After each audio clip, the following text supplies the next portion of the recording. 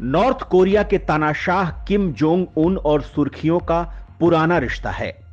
कभी अपने secret life के लिए तो कभी परमाणु हथियारों के चक्कर में। खबरों में किम का आना जाना लगा ही रहता है। वैसे नॉर्थ कोरिया के शासक किम जोंग उन के बारे में तो पूरी दुनिया जानती है, लेकिन उसके बहुत से सीक्रेट हैं जो खुफिया एजेंसियों के जरिए ही पता चल पाए हैं।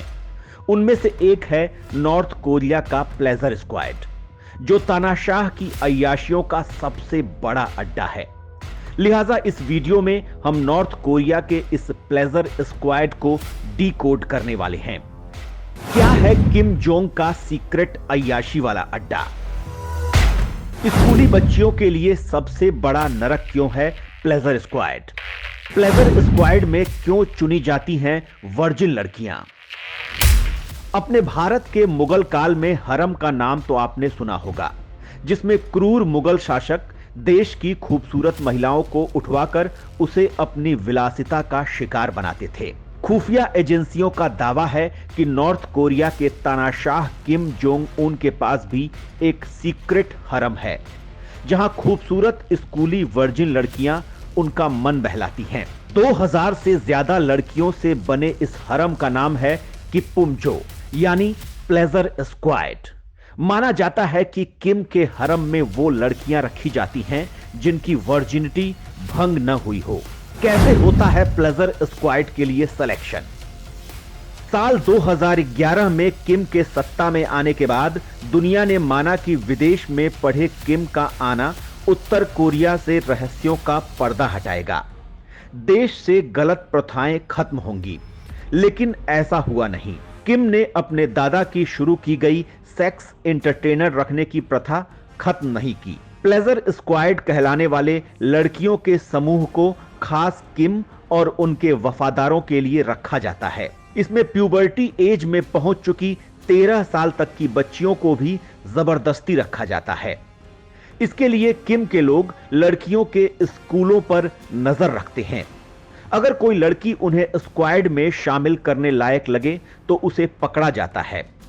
ले जाने से पहले सैनिक सवाल करते हैं कि क्या वो वर्जिन है। इसके बाद जबरदस्ती उठाई गई लड़की का मेडिकल परीक्षण होता है, ताकि यह पक्का हो सके कि उसका कोई संबंध नहीं रहा है। सुनिश्चित हो जाने पर लड़की प्लेजर स्क्वाड में शामिल होने के लायक मान ली जाती है, चाहे उसकी मर्जी हो या ना हो। किम के दादा ने क्यों की थी शुरुआत? माना जाता है कि पहला प्लेजर स्क्वाड नॉर्थ कोरिया के संस्थापक किम ली सुंग ने किया था, ताकि वे देश की समस्याओं के बीच अपना मनोरंजन कर सकें। एजेंसियों के अनुसार साल 1970 में इसकी शुरुआत हुई थी। किम द्वितीय अपने सैनिकों को देश की सबसे खूबसूरत और वर्जिन लड़कियों की तलाश में भेजा करता था। चुनाव के बाद उन्हें राजसी लोगों से मिलने के तौर तरीके सिखाए जाते, साथ ही नृत्य और गाने की भी ट्रेनिंग मिलती। इनमें से कई लड़कियों ने बाद में हरम के भीतर ही घरेलू नौकरानी की तरह काम शुरू कर दिया। वहीं कुछ बेहद खूबसूरत लड़कियों को किम के वफादारों को कंफर्ट विमेन की तरह इनाम में दे दिया जाता था। माना जाता है कि किम के दादा को यकीन था कि वर्जिन लड़कियों के साथ रहने और उनसे संबंध बनाने पर उनकी जीवनी शक्ति पुरुषों के भीतर आ जाती है, जिससे वे और ताकतवर हो जाते हैं।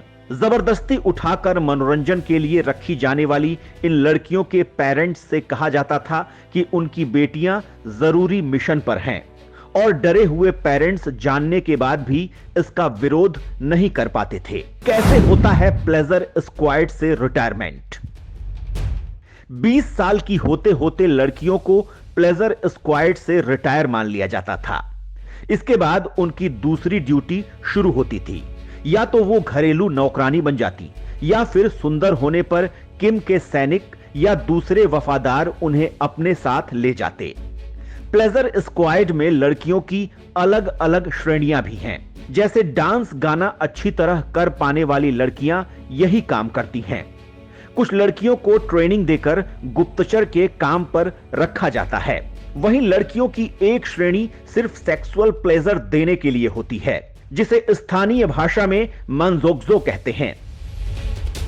दुनिया के सामने कैसे आई सच्चाई? किम ली सुंग की मौत के बाद उसके बेटे किम जोंग इल ने इसे जारी रखा। उसके कार्यकाल के दौरान शेफ रह चुके एक शख्स केंजी फुजमोटो का दावा था कि लड़कियों के चुनाव के लिए उनका ऑडिशन भी किया जाता था। इस स्क्वाड के बारे में दुनिया को खास जानकारी नहीं रही। इंटेलिजेंस के अलावा किम के चंगुल से निकल भागे लोगों ने इसकी जानकारी दी। जैसे साउथ कोरिया में भागकर आई एक युवती मी हियांग का कहना था कि वो किम के इस स्क्वाड का 2 सालों तक हिस्सा रही। उनके अनुसार 15 साल की उम्र में उन्हें स्कूल से उठा लिया गया था। वैसे किम जोंग इन की मौत के बाद साल 2011 में प्लेजर स्क्वाड को किम जोंग उन ने कुछ समय के लिए बंद करवा दिया। तब उम्मीद जगी कि नया शासक कुछ बेहतर करेगा।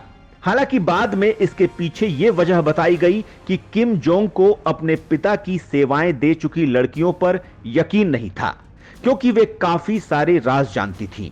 द टेलीग्राफ से एक इंटरव्यू में उत्तर कोरियाई मामलों के जानकार टोशिमित्सु सिंगिम्यूरा ने कहा कि उन्हें घर वापस भेजने से पहले शपथ दिलवाई गई कि वो कभी मुंह नहीं खोलेंगी। लड़कियों को $4000 भी दिए गए, जो कि गरीबी झेल रहे देश में एक बड़ी रकम मानी जाती है। अगले 4 सालों तक लड़कियों की कोई भर्ती नहीं हुई। माना जाता है कि देश से यह प्रथा खत्म हो चुकी है। लेकिन साल 2015 में किम जोंग ने दोबारा प्लेजर स्क्वाड शुरू करवा दिया।